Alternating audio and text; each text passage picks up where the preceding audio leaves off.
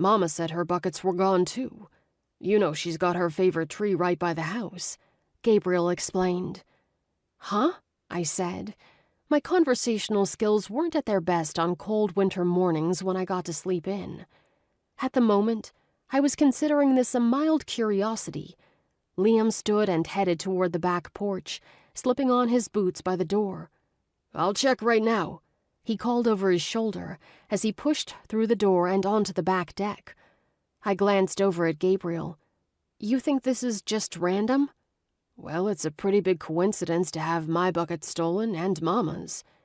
I took a sip of my coffee, thinking it was likely just a prank from some teenage kid. Liam returned within minutes to report that his 2 taps had missing buckets. Considering that witches and warlocks abounded here, someone could certainly be up to mischief, but it was mild enough if stealing a few sap buckets was all it amounted to.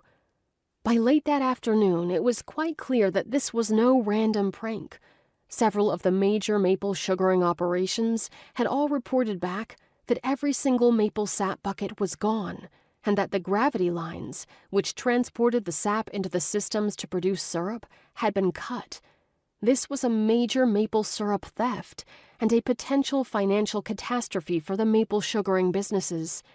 Maple syrup was a booming business all over New England.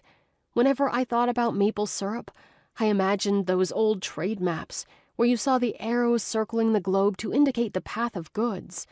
Maple syrup went all over the world from New England and Canada. People were simply flummoxed. Who in the world stole raw maple sap en masse? The maple candy business in town was up in arms. It was such a hubbub that a town meeting was called and held at Enchanted Spirits. A bar was the chosen location because people were so stressed out they needed something to drink. By the end of the evening, Nathan Good had dubbed the event the Great Maple Caper. He'd been rather drunk when he made the proclamation, but it fit.